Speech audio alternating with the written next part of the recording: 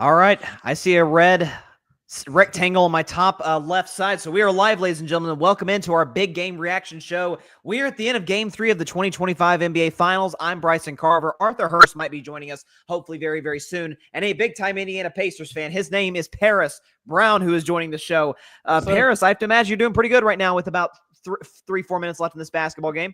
It's still facing the number one team, though, so, got to close out. But, hey, Caitlin Clark in the building, which means we can't lose.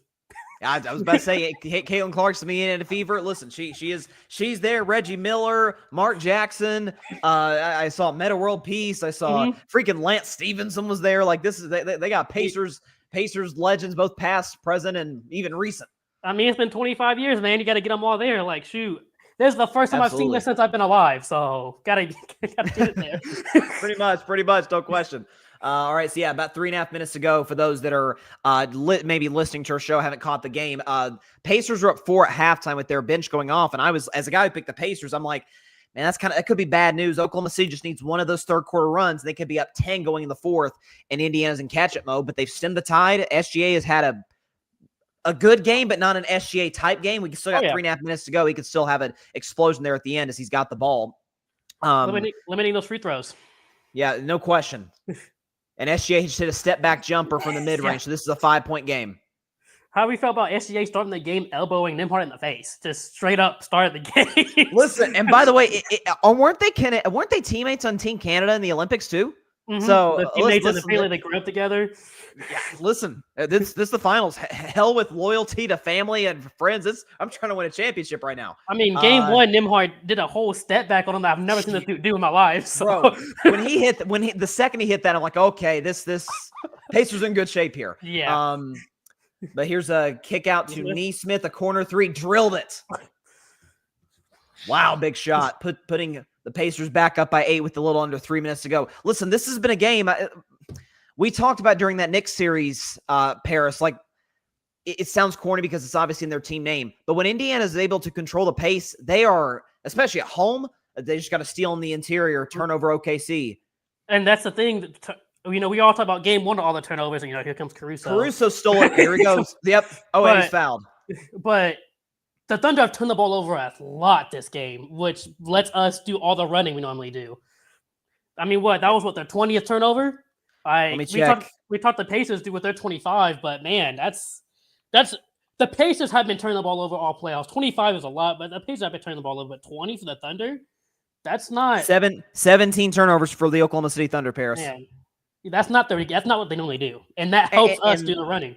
And when you consider, I talked about this on my show the other day, is that when you consider that Oklahoma City is, I mean, one of the better half-court defenses we've seen in the last, I'd say in the 21st century. They are the best half-court defense you could argue probably since the 04 Detroit Pistons. They're unbelievable. So the best way with any defense, get them on their heels. And Indiana likes to get out in transition. That's why I thought that when people are like, oh, Oklahoma City's going to dust them, I'm like, listen, if it had been the Knicks, who play much more of a slower brand, this series goes no further than 5 games. Whereas Indiana, listen, I still think Oklahoma City's the better team, but Indiana's style play is such where they could steal a cup. I mean, they obviously did steal game one of the fashion they did it, but they could have a game like this where it's tight throughout and Indiana kind of pulls away at the end because they're clutch play. But I think, are they reviewing clear path foul here on Nesmith?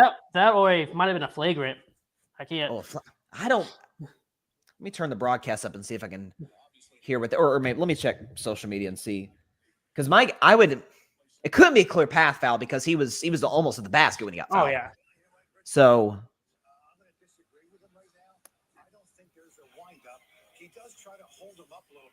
that sounds like they're doing I mean, wasn't it an intentional foul? Yeah, but flagrant, no.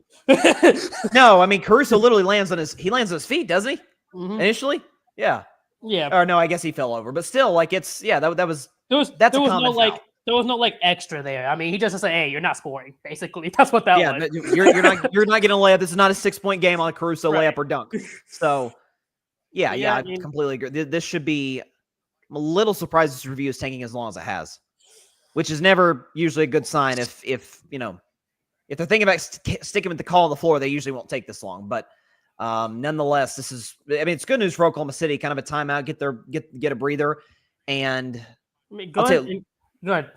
No, I mean Lou Dort's been great in this game. He hit 4 threes in this game, correct? Yeah, 4 threes for 12 points. We're not there on the corner. It's been like that all series. He gets the ball in the corner. He is wide open just about every time.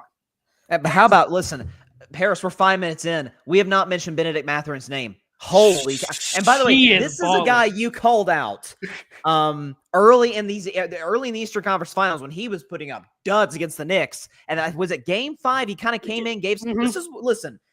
Even in situations where, a team's going to pull away and they're going to win the basketball game, some of those minutes, man, just to hit a couple shots, build your confidence. He was really good in the Game 6. And then now tonight in the next home game the Pacers have played since, he's been, the most consistent offensive player. The first 2 series we had, he was good. I mean, against the Bucks and the Cavs, he was doing his thing. Obviously he got ejected that one game against the Cavs, but then we end up going up 80 points at halftime. So, I mean, really didn't need him. But then against the Knicks, the first, 3-4 games, it was better if he wasn't on the court. Like, he was just terrible. Yeah.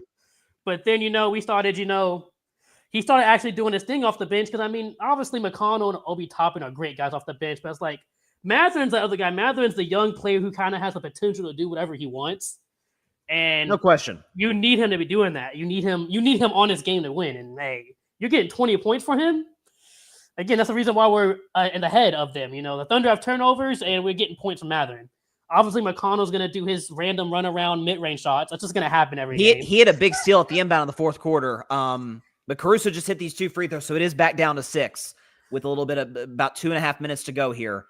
Listen, if Indiana could just execute well offensively. Looks like a turnover. See, all loose. That's out of bounds. That's probably at the Pacers. Wow.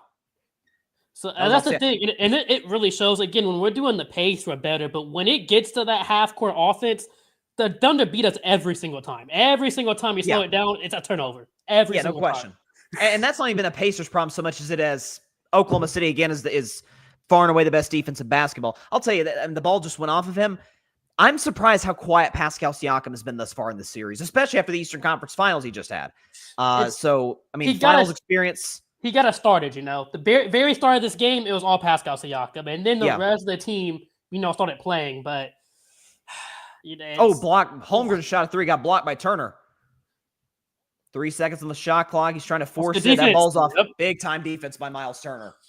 He's stepping up right now after having a real quiet first half. Miles Turner's been out here.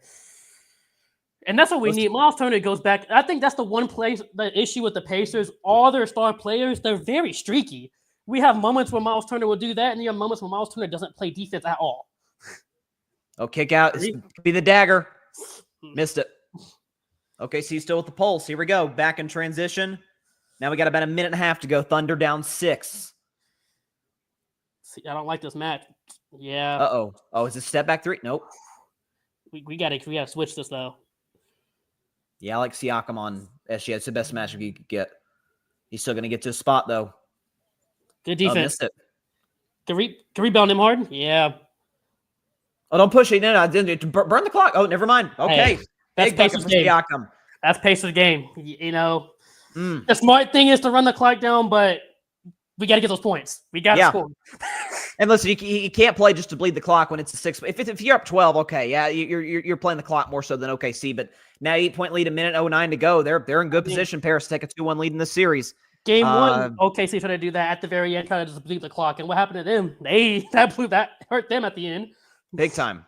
If he's ready to go, we can bring him in. He has been my co-host throughout. And you know what, Paris, for you, I'm gonna keep it real. Privately, a hater of these NBA finals, which listen, I must say, game 2 is a dud. Game 2 is a dud. Game 1 was a dud until the Pacers had a great 5-minute stretch. This game's been fantastic thus far. I think maybe we'll talk about it later in this reaction show. The production is what's the problem with these finals. I 100% agree. So obviously I've been seeing the conversation going back and forth, and how authors put it 100% makes sense. The presentation is terrible. The presentation is terrible. Commentating is terrible. If you're just don't hate on Mike Breen like that. Don't hate on Mike Breen like that. Okay, listen, he forgot to hit the bang on people. That's fair. It was a 2 though. Hit the bang. It was a 2. He's still got to hit the bang, though. He's got to do it. All right, let's bring Arthur into the mix here. Arthur, how are you doing tonight?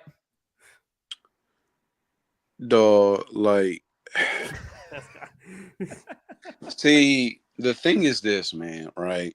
Okay. You can't have you know, two. I don't want to disrespect the teams because they are really good teams, man. But I just don't know if they're the two that I want to see in these finals. And you put that with, presentation and production and all that. And then you have times like just a few minutes ago where Alex Caruso gets a steal. Clearly a hack. I thought you thought that was a flagrant. I thought that was a clear flagrant. Like, that was clearly a windup. You're not making a play on the ball. I don't know, man. It's just like football. The same way I don't know what a catch is anymore or a roughing the passer. I guess I don't know what a foul is anymore, dog. I don't. Yeah, man. By the way, Oklahoma City getting to the line pretty quickly here, and they can, if Williams hits the second free throw, now it's down to 6. Yeah, well, dog, this game's over. Listen, look. This is the reason why I'm not that messed up about Indiana being in it, is because Reggie Miller, right? Like, I have a whole lot of memories of when I was young of just those old Indiana Pacers teams, right? And Sure. not even when I was real young, even like the years they were getting just the a ass second. kicked by LeBron in Miami, Paul right? George. Right, Paul George, Danny Granger, who a Mhm. lot of people forget about, George Hill, David West, Mhm. Roy Hibbert, Lance Sure. Stevenson, his annoying ass. Blowing in people's ears. Yep. Who was Hey, no people. He's blowing LeBron's ear. Here we go. Here's a rebound. Who was the coach? Was that Scott Brooks? No, that was No, Scott Scott Brooks Brooks. is in Oklahoma City. Yes. That was Frank Vogel was with some of those Frank teams. Vogel. Yep. That was Frank Frank Vogel. Yep. Yeah. So, And then we had man, Oladipo after that. Yep. Yeah. Like, I don't mind Indiana being here just because of the history that they have and things like that. OKC, I mean, That's because you're tying more to Seattle just because of the history. Like, you understand that. yeah. And by the way, just real quick here, that was certainly was a transition take foul, but Jalen Williams just got fouled almost off a rebound. So that saved OKC probably 10 seconds. They can now cut it to 5, and Jalen Williams just missed another free throw. Wow. Dog, like, It's also, man, all these Pacers games, how many times do you see people miss free throws at the end of the game? Like, we watched Donovan Mitchell miss 3 of them in a row. Oh, you guys have a real home court advantage. Like, seriously. And that's another thing. Indianapolis should definitely feel disrespected with how this shit has gone. Like, you are a basketball state, right? I talked about last episode how we got turnover. Nope, never mind. Sorry, my bad. I talked about how Indiana just has so much pride for their professional basketball team. And for it to go back to Indianapolis and it still don't feel like it's the creme de la creme of the freaking NBA. Dog, where's the NBA Finals patch? Where's the Finals trophy? Finals patch on the back of the jersey now, yeah. You like the little digital art last game? Oh, what was that there? On the floor, the little random picture. What are we doing? No, and listen to, like, you had they said it's a safety issue, but they'll put a massive NBA Cup trophy, which that trophy hasn't existed for 2 years now. And then plastered the color of the courts. Season tournament, you got all types of colors going on, but which I think is dope as hell. Like, I'm not gonna lie to you, but in this situation, it's. The finals needs to feel big. Like, the Super Bowl always feels big. I feel like last year's World Series, particularly because the teams that were in it, felt really big. The national championship, Ohio State, Notre Dame, blue blood franchise, like, it felt big. And like, again, it's not like I mentioned one thing in the group chat. Highest rated finals of all time was the Chicago Bulls and the Utah Jazz. Now, listen, Utah was a fun team with Stockton, Malone, 2 of the greatest players in the history of their position. But at the same time, there is a level of, Are you at least interested? I feel like Indiana is a fascinating story, and Oklahoma City, they're a great basketball team. They're also not a villain, and that's a bad sort of situation to be in. Oklahoma City's just trying some desperation heaves here. They sure are.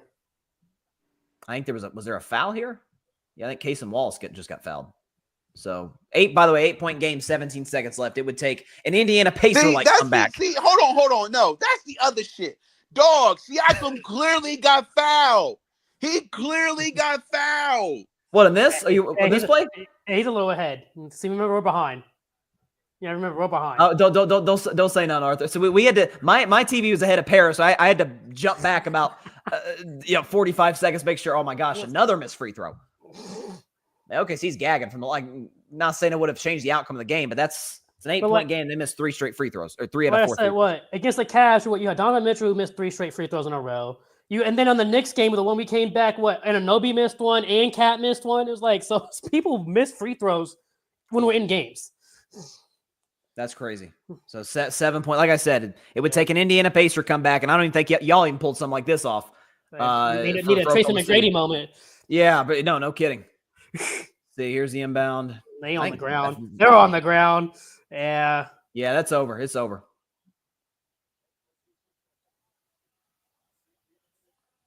What is Siakam? Siakam just getting a free layup. Okay. Tough.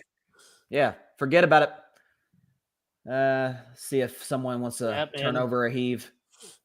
All right, it's 2-1 Pacers, baby. Wow, here we go. 2-1 Indiana. They're 2 wins away from their first NBA championship. Game 4. Listen, for all of the issues with people not being interested in these finals, we got a Game 4 in Indiana 2 nights from now, Friday night. People got nothing to do but watch these NBA finals, man. And the 68-win Oklahoma City Thunder, with the MVP of the National Basketball Association, are potentially in big trouble. Game 4 becomes kind of a must-win for Oklahoma City. Could I argue this? I'll start with you, Paris. This is going to sound really disrespectful, and I don't mean it in this way. I don't mean this way. It's not as much of a must-win for the Pacers. Is it a must-win for the Pacers, though? Because I feel like you go up 3-1, you're going to win this thing. We need to win. Here's the thing. Both teams have never lost back-to-back games in the playoffs. Both teams have won after they lost, and both teams normally win by a good amount when they lose. And the Pacers won the first game. Thunder came back and immediately won the second game. Pacers didn't win by a big margin, but comfortable enough in the third game.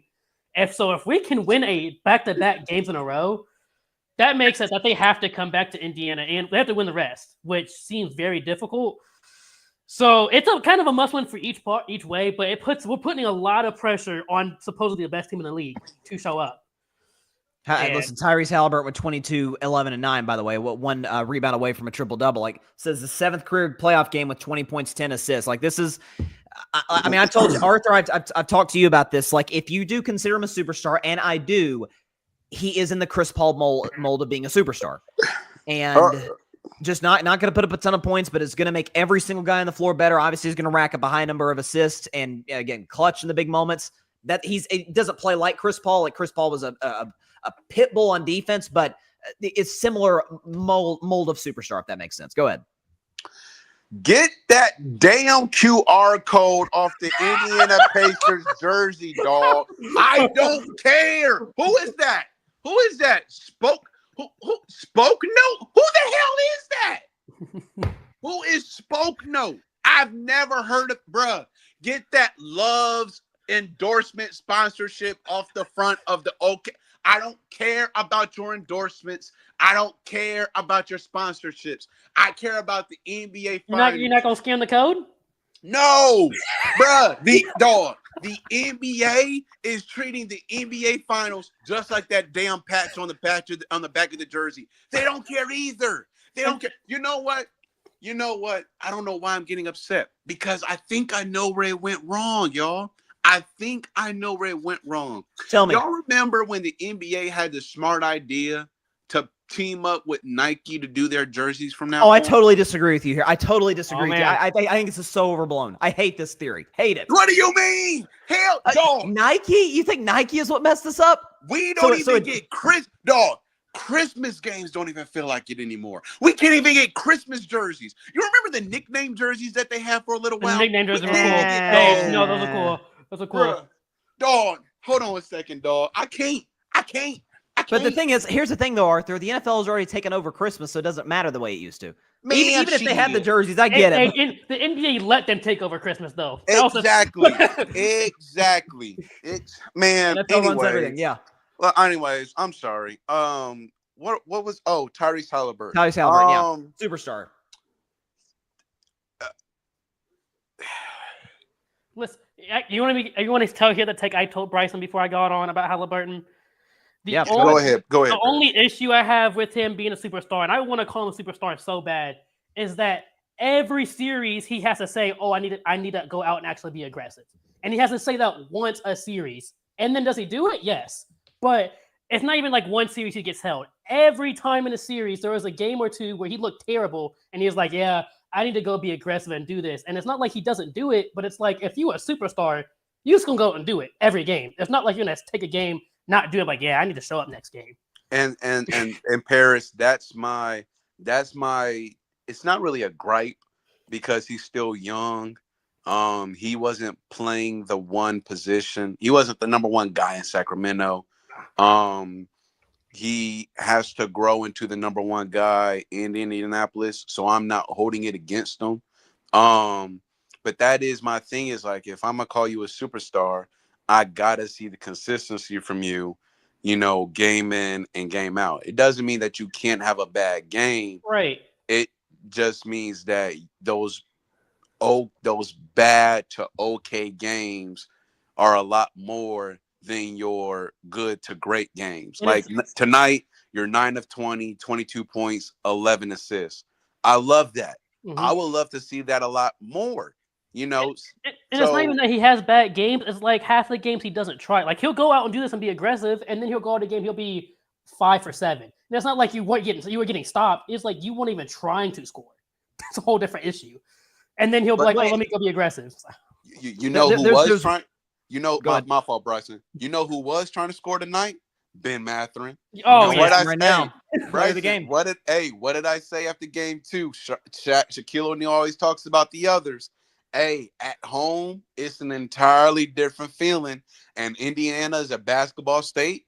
Indianapolis has been waiting for this moment for years. Reggie Miller has been waiting for this moment for years. And the fact that they are able to do this right here and right now, I'm happy for Indiana and the Pacers. I truly am. Even though they're like, to me, I'm still happy for them because, again, the history is there and you have to respect it and you have to love it. Again, and that's just all part of the story. You know what I'm saying? But Ben Mathurin, man, he came out, dropped 25. And that's the game right there. That's the game right there. Nobody from OKC's bench was able to match that. So, and 18 turnovers for the Thunder. Yep. 18 turnovers for Oklahoma City. That killed him. Like we were just talking about, obviously, at the end of the game with missed free throws. That crushed him. Man, Kenny and Shaq are doing on NBA TV. Let's go. I watch the NBA on TV. Of course, I don't know. The one great aspect of the finals on ESPN is Scott Van Pelt. I think we can all agree. Scott Van SVP, he's the man. He always has been the man, always will be.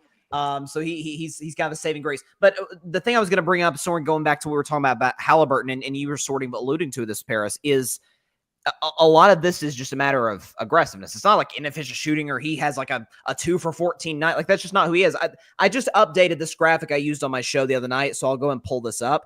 This is a scoring by every single game in the playoffs and then what it comes out to. So 17.5 against Milwaukee, 17.5 against Cleveland, up to 19 against the Knicks, 17.5 against OKC. Like that's like there's not in each series. There's that one game where he does absolutely nothing.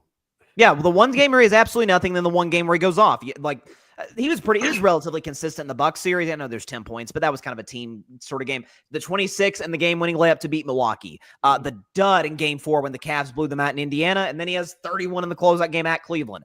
Has really 2 big games against the Knicks. The Reggie Miller choke in Game 1, and then the 32-point triple-double in Game 4, and then Game 5 he had 8 points. Like that's, I mean, even it's hilarious to me. His most iconic moment of the series was when he scored the fewest points. Was Game 1. He only had 14 points. Like as you mentioned, like this, a lot of this is aggressiveness. A lot of this, I noticed a lot in Game 2. He did a little bit in Game 1, but especially in Game 2, where he would go up as if you were going to a shot and then pass it out last second. When he would get a decent look, where the reality is, man, against an Oklahoma City half-court defense like this, sometimes that's the best look you're going to get. Like, you're just not going to get the looks you get against a tired Knicks team or against what I believe to be a fraudulent Cavs team or a Bucks team that was lost without Giannis.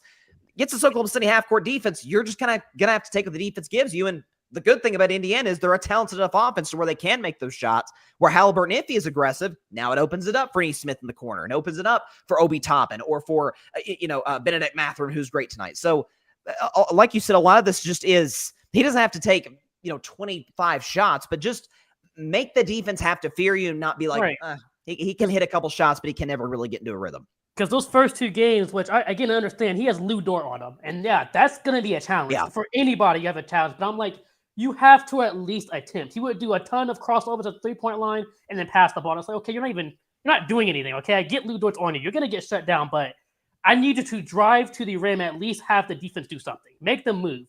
So I'm like, you just going back and forth at the 3-point line, everybody's just staying on their man, and there's nobody open. I was like, if you drive, at least that forces the defense to do some type of movement on you. No question about it. And I'm just trying to pull up the box score here. And because you mentioned the 18 turnovers for Oklahoma City, and that is a devastating stat. And I'm sure the Pacers probably had a good 13, 14. That's what we like to do. But I'm like, by the way, by his standards, and no, by no means this is a bad game at all, but by his standards, SGA with 24 points on 20 shots. Like by his standards, it's kind of a quiet performance. How many free throws? That's a thing. 5 or 6. 5 or 6. Yeah, 5 or 6 from the free throw line. Yep. But what's so hilarious about Indiana? They had famously through 2 games, they hadn't had a single 20-point score. They had 3 tonight with Siakam, Halliburton, and Benedict Mathurin. And then it's a bunch of 7, 9, 8, 8. Like, obviously, those contributions. TJ McConnell gave you 10, just the scrappy hustle player. I have to steal in the inbound in the fourth quarter with about 8 minutes left was kind of classic TJ McConnell. Like, you just need guys like that in your team to get you free points like that. But, Miles Turner didn't shoot the ball well at all from 3-point range. I feel like he was kind of forcing a little bit from way outside. We know he can make those shots, but defensive-wise, fourth quarter, he had 5 blocks. I say fourth quarter defensively wise, he showed up. I'll say that. Shooting wise, he was trying to shoot too much, and then for back-to-back possessions, he was trying to dunk on the entire team. It's like, Turner, you're really trying to do too much. But defensive wise in the fourth quarter, he stepped up, and I was like, okay, we can work with that. That's something we can work with. No question. And 22-11, and let's see. Chris Paul was never really a triple-double threat because he was, again, just not necessarily a rebounder. Tyrese is as Jason Kidd's the comp as it pertains to smaller guard just chasing boards the way he does. Like, it's not a situation, this is going to sound like a shot, and I'm just telling you what my eyes saw when he was in his prime. It felt like in Oklahoma City, like teammates of Westbrook would just kind of like the Steven Adams of the world be like, just let him get the board, get the triple-double. Where Halliburton's chasing offensive rebounds off teammates' miss, off his own miss on some instances if he knows the shot's going to come off the rim in a certain direction. I feel like how many offensive rebounds? I don't know why I feel like 2 of his rebounds tonight are offensive. And we know you had one of them when SGA closed out on him, and then SGA just stood there, and Halliburton just went straight for the ball. Yeah, Halliburton only had 1, but I don't know. I just feel like he's so pursuant of the basketball, and it's because he doesn't do it all the time. He'll do it that one time, and you're like, oh, that's great, and then you won't see him do it for another 2 quarters. It's like, so where did that go? Yeah, no, he's really a fun player to watch. Arthur, listen. I don't think many people saw this as 2-1. For the record, I did. But I don't think a lot of people saw this as 2-1 Pacers going into a huge Game 4 in Indianapolis. What did the Thunder need to do to adjust here? Because I thought Holmgren was pretty good. He got off to a great start. I finished with 20 and 10. Jalen Williams gave you 26. Actually, it was Jalen's best shooting game of the finals. SGA with 24. That's a quiet game. I know he'll bounce back. Is this just a classic example of we know role players show up more so at home than on the road? Like, and this Oklahoma. By the way, I know I'm cutting off your answer, but just to bring up something we brought up after game 2, I went game by game. OKC's kind of a mediocre road team in the playoffs. And just go back over this. They trailed by 27 points to the Grizzlies before John Morant got hurt in game 3. Game 4 was a tight back and forth down to the final minutes. Game 3, they lost to Denver. Game 4 was close. They pulled it out. Game 6, they lost to Denver. What was the next series? They got the doors blown off them by 42 by the Timberwolves. Game 4 was close with Minnesota's bench going off, kind of similar in some ways to Indiana. And now they lose Game 3 to the Pacers. Like, that, it's not that good of a road team for a team that's won 68 games. So let me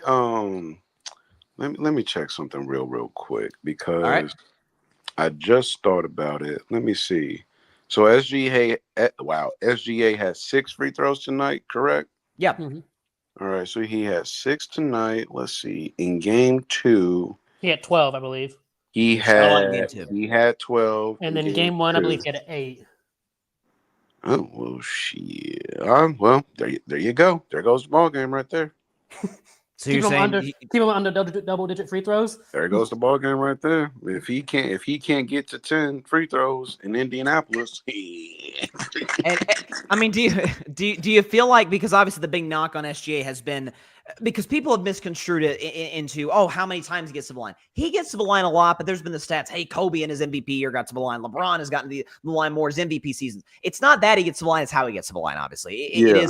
is a first cousin of how James Harden used to get to the free throw line. Now the difference is Harden is the most notorious playoff choke artist of all time. SGA has actually been really good in the postseason. Do you think, I feel like the turning point for the foul baiting, if we're going to call it that, was after game 1 against Minnesota when he shot, I forgot, was it like 15 free throws or something? Like, It was and by the way, something on tick, ridiculous. he tagged. I mean, Anthony Edwards threw the ball at his legs. Like, it Yeah. was getting ridiculous. I feel like from Mhm. that point on, and again, SGA has some great scoring games because he's a 51% shooter. There's a reason he was the MVP of the league. But do you think maybe the NBA maybe put in a word with Oklahoma City? Hey, we're not going to call this. We're not going to give you these calls. And I don't know, maybe that's he, by my mind's eye, I don't feel like he's hunting the fouls the way they used to. And I don't know, like, am I off on this? I don't feel like I've seen that the way I saw in the previous 2 rounds before the Western Conference Finals. Cause man, as you get deeper into the playoffs, people don't want to see that shit. They were like, dog, just play basketball, bro. Like the game's going to get physical. I have no problem with you looking for the contact. I don't. Sure. It's just like, dang, dog, like you're too good of a player with the ball. You have counter moves. Like Nimhard plays very aggressive defense on him, right? But SGA is very, like, when he's able to bump right, bump left, and then get back to his right, and then tween, and Doris Burke talked about it game 2, like he has really good balance, right? And he doesn't let himself be able to he doesn't let himself be knocked off balance at all. So the fact that he's able to stay balanced, stay poised, and stay composed, and still get his shot off, that's the stuff where I'm like, dog, so you can do that consistently. Why do you do what you do? Like, yeah, so I get why you have Anthony Edwards, tossing the ball at him.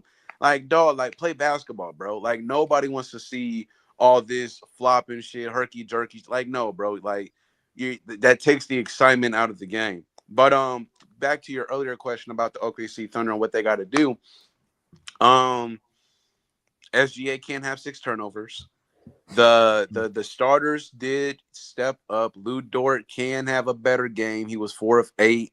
Jalen Williams played really good. Chet Holmgren played really good. Alex Caruso, though, he's your guy off the bench, right? He's your guy that has been to the finals. He has a championship ring, so he's the leader of that bench squad, and he has to be better. He has to be better for them offensively and defensively. We talked about after game 2. I said game 3, this is going to be a different atmosphere that I'm not sure the Oklahoma City Thunder are ready for, because Minnesota and Denver and Memphis, they're not Indianapolis. They're those in that the basketball, the real deal basketball environments, right? The Oracle, for Golden State, those are different. Madison Square Garden for the Knicks, different. TD Garden for the Celtics is just different. Those real deal, true, diehard, crazy basketball fans are diehard different when it comes to their NBA teams, and they know what time it is when the opposition comes into the arena. We're not going to allow you to, get comfortable. We're not going to allow you to play your game. We're going to do everything we can to take you out of it.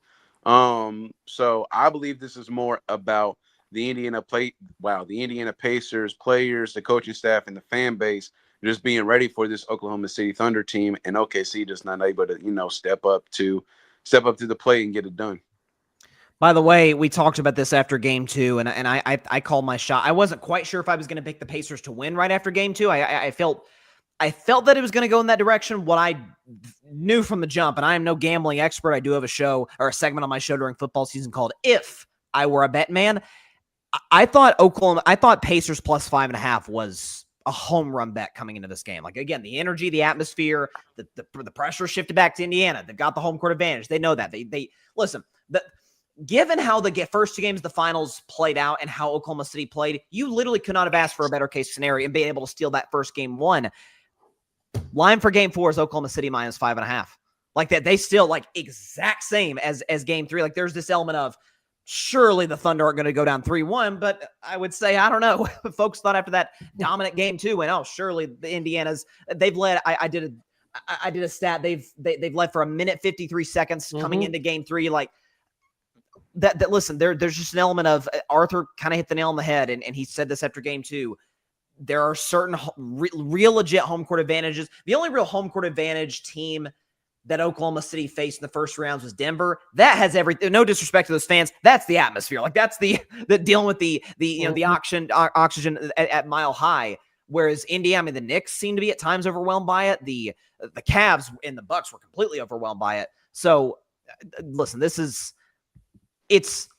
it's weird. I honestly can't say through the first 3 games who the better team has been. That feels disrespectful in Indiana. But Oklahoma City I felt was far better, but then they blew a game. And Indiana, I feel like this was close, but the Pacers obviously were the better team tonight, particularly in the fourth quarter.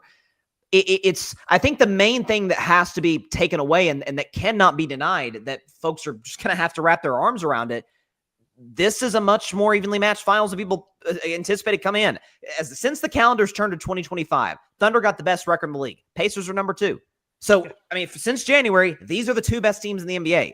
So, to a degree, we kind of did get the perfect finals just based on, post All-Star break level play and particularly what we've seen in the playoffs. Like, I mean, you mentioned Paris, no back-to-back losses for either team. Yeah, and I mean, there's a couple things. One, as he was talking about, with SGA, that's the very reason I don't like him getting fouls all the time is because he can score. He has all the moves to score. Oh, no question. He has all the moves to score, but something when he goes to flop, it's like you don't need to be doing that. But I think our path here helps us against a person like SGA. Because, I mean, first round, you have somebody like Giannis is going to get to the rim no matter what, and he's going to score. It's about just beating the rest of the team, right? And then second round, he faced Donovan Mitchell. He was dropping 40 a game and getting about 20 free throws a game. We could not stop him. But guess what? We found a way to beat the rest of the team. Then we go up against the Knicks. Jalen Brunson's doing the same thing. He drives to the rim, gets a lot of fouls. But each team has a type of player. So we got to get used to it and learn how to play against it. So now we're going against SGA, who, yes, he's the MVP, but all playoffs, we've had to face someone who can drive to the rim and get fouls. We know how to play against that now. We've had to go through it the entire playoffs.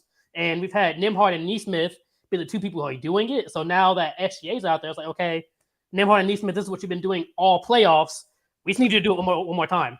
And we're ready for it. He's going to get some of his fouls, but we're obviously limiting him. And I think it's because we got the face of Donovan Mitchell was going to do it. And we got the face of Jalen Brunson was going to do it. So now we're facing him. It's like, okay, we've seen this. We know the type of play is. We know it's going to get called. We know what to stop. And what's amazing to me is that tonight we sort of hit on it early that, the 18 turnovers for Oklahoma City, that with a half-court defense as great as Oklahoma City is, the only way to really give them problems is to have them on their heels, get the ball in transition. When they're turning the basketball over like that, you can. If you look at Indiana, though, and I thought Oklahoma City through large stretch, particularly in game 2, but even through stretches of game 1, played great defense. Pacers 111, 107, 116. They're still getting buckets. Like that's Now it was almost too balanced in the first 2 games where again, no one scored over 20 points. Whereas tonight it felt like, again, obviously Mathurin led in the scoring. Halliburton did everything as he tends to do in these home games, and Siakam gave you 20 plus, and then everybody else kind of chipped in. But I don't know. This is what Indiana's bread and butter has been. I mean, this has kind of been their identity the last few years is we're not going to be a top heavy team, especially as the new CBAs come in, they're almost in some ways kind of the perfect basketball team based on the modern CBA. Oklahoma City is just in a different sense defensively. So, like I said, this is a much closer finals than people are giving it credit for. I think I'm leaning Oklahoma City in game 4, just like I lean Pacers in game 3. I think minus 5.5 is mad disrespectful personally. But plus a big thing is the Pacers are just so used to close games. And these obviously Oklahoma City is not. Right. The first game became close at the end. Game 2 wasn't close at all, but then this game was close the entire time. I feel like you're gonna get both. I feel like there might be one more game in the series where I'm gonna say I don't think the Pacers are ever gonna blow out the Thunder, but I believe there might be one more game where the Thunder can't have a comfortable lead, and just end the game.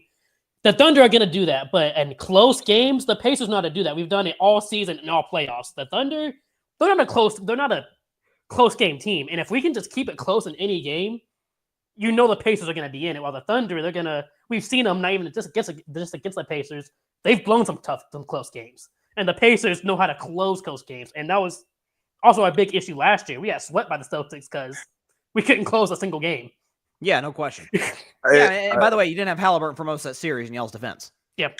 I just saw a stat up on the TV that says the Pacers are outscoring the Oklahoma City Thunder 173 in the fourth quarter. Wow. There you go. Close games.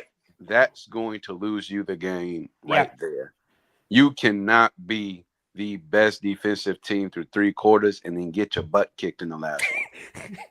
100. They're giving up 33 points a game basically in the fourth quarter. That's Indiana will do that in fourth quarters. Like they especially at home, they're going to get hot. But man, those 2 games in Oklahoma City, particularly that game 1, obviously are that, man, if Oklahoma City goes on to lose the series, they're going to feel a lot like the Knicks did. Like, man, if we'd have just gotten that game 1 at home, it could have been completely different.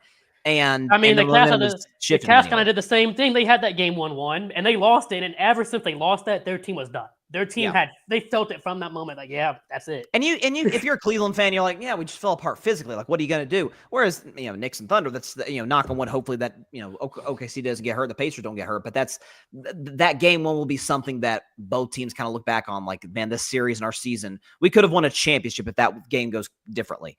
And so, listen, before we get out of here, I'll start with you, Paris, any sort of closing thoughts, anything that you're looking for coming into game 4 that's going to look different from tonight? I mean, SGA is going to drop at least 30 game 4. There's no doubt. He dropped 30 first 2 games. 24 this game. I'm sure he's going to get in the 30 range next game. First of all, I want us to close out better on Lou Dort. We give him so many opportunities to hit the corner threes. If he starts hitting those consistently, that's going to give us a problem. Yeah. I mean, and all we can do is limit turnovers. Our problem is, obviously, the Thunder have a great defense. And it's kind of just, again, a mismatch. We dribble the ball a lot, and they take the ball immediately when we do that. So, Shai's going to score. If he can score 30, but with 6 to 8 free throws, we're doing okay. But yeah, if he gets those double-digit free throws, that's going to be an issue. But keep the pace up, keep the turnovers going. It's going to be. We're going to get our best shot from the Thunder next game because they're not going down. They're not going to go down 3-1. So we kind of have to be ready for everything. Just try not to go down too far. If you get behind, that's fine. Let's not go behind 15, 20 points. We can't do that again. Any thoughts, Arthur?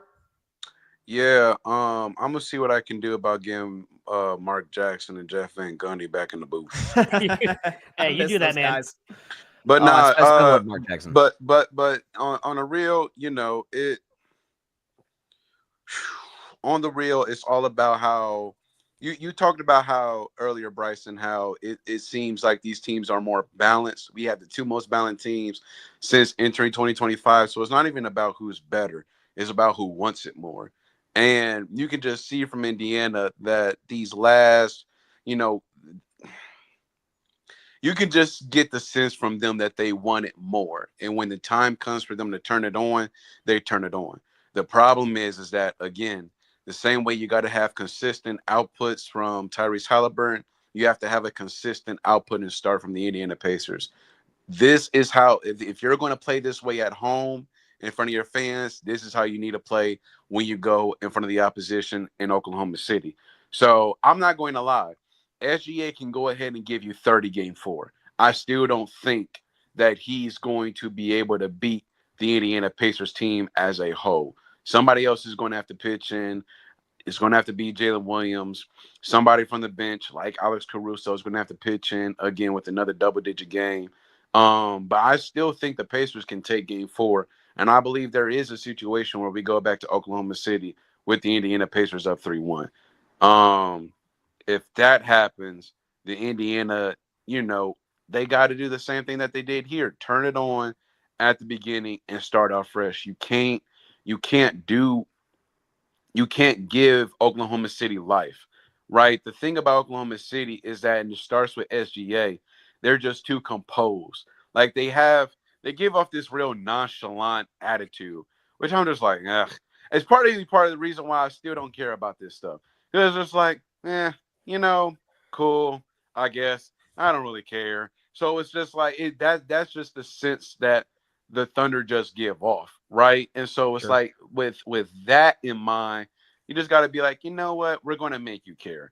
You know what I'm saying? We're going to make you have to start, the first possession, you're going to have to care. And throughout the entire game, you're going to have to care. Fourth quarter, you clearly have no choice but to care. We kicking your ass by 27 points. You have no choice but to care in the fourth quarter. So, and I think the Indiana Pacers can come out in Game 4 with a win, despite what SGA does in his heroics.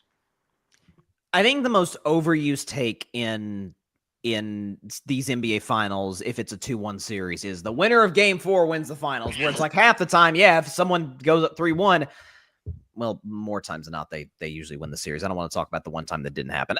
Either way, though, I feel like both teams have something. Why not? Well, we don't. It was a fun year, Bryson. It was, and then it wasn't. It was a fun year indeed. Oh my gosh! How many? What the Lakers won like 17 games that year? It wasn't too fun. I know it was Kobe's last year, but it wasn't too. Anyways, it's not about that. I feel like there's a thing that both teams need to be a little bit nervous of for the other squad in Game 4. From Oklahoma City's perspective, it's okay. We're gonna pencil in Siakam for 22, at least 22, and Halliburton for 18. 10 and 7-ish, like just somewhere in that ballpark. I mean, he could threaten triple-double territory like he did tonight. And then who's that third pacer going to be? It could be Obi Toppin. It could be Neesmith. It could be, again, tonight it was Benedict Mathurin. It could be, anybody on this Indiana team. It could be Andrew Nembhard. It could be any of these guys. Miles Turner, maybe he has a bounce back. That's the nervous part for Oklahoma City. And again, it's like, can our bench guys step up?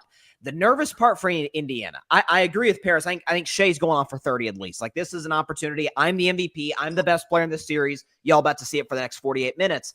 And then also, I just, the turnovers to me are the difference in the game for Oklahoma City. Like, again, the 18 turnovers, Indiana's the only way is not true. Their best way to beat you, just push that pace, get you in transition. It worked like a gym against the Knicks because the Knicks were dog tired by Game 6. That's not the case for Oklahoma City because they go so deep. But I just think, like, let's slow it down. Let's not try and do anything too crazy. We lost our first road game. By the way, they were down 2-1 against Denver, came back and won the series. So, like, they can draw back on that. We've been here before. Let's go win Game 4 in Indiana. My early prediction, I would probably lean Thunder for Game 4. I don't know if I love minus. I think Game 4 might be the best game of this series. Tonight was fun. I think Game 4, there is a level of desperation. Indiana goes up 3-1. I don't see, I mean, they haven't lost back-to-back. I don't see them losing 3 straight games to blow the championship. And for Oklahoma City, you got to tie this thing up 2-2. You got home court advantage back. So I'm leaning OKC. I imagine you're leaning Pacers, Paris. Yeah, and all I gotta say is you gotta account for once per series. There's a game at home where the Pacers can't miss a shot. Mike Guido talked about that on 8 o'clock spot when he picked the Pacers. So, we did it against the Bucks. You saw it against the Cavs. We had 80 at halftime. That's never happening again, but it's been like that since last year. Once per series at home, we can't miss. And it's kind of one of we haven't happened yet, but if that happens, Game 4, it's one of those. There's nothing the Thunder can do, but it puts you in a terrible spot. And that's how the Pacers have made it here. Once per series, we win a game we're not supposed to win on the road. And once per series, win a game at home where we don't miss. You're correct. No, you're 100% right on that. No, that's it. Again, if some of these guys get off the perimeter and Halliburton's got 12, 13 assists, now you're in real trouble. Mm-hmm. Arthur, are you leaning Pacers or Thunder? Because I do think Game 4 is close. Sirs and 5, man, for my sanity. Sirs and 5, hey, for my sanity. I just want this shit over with, dog. Bro. Why I gotta wait till Friday, bro, to see the next game? It's so long. It's so long. It's just one game. It's the closest distance between games this whole finals. One day off. It is. So, hey, listen. Appreciate everybody tuning in as always. We'll be back Friday night, 11 p.m. Eastern, 8 p.m. Pacific time, either at the very end of Game 4 after if in the event there's a blowout. Obviously, the game will be decided. We'll react to it then. But stay tuned. Grid Network's YouTube, Instagram, and Twitter account. Paris, I imagine you'll be here, right? Oh, I'll be here. Paris will be here. Arthur, you in? Yeah, I'll be here. Of course. He'll gonna be doing it in protest. It's gonna be fun stuff. I'm Bryson Carver. That's Arthur Hurst. That's Paris Brown. He's a happy man today because his Pacers are 2 wins away from a championship. Have a great week, everybody, and we'll see you guys on Friday. Have a good night.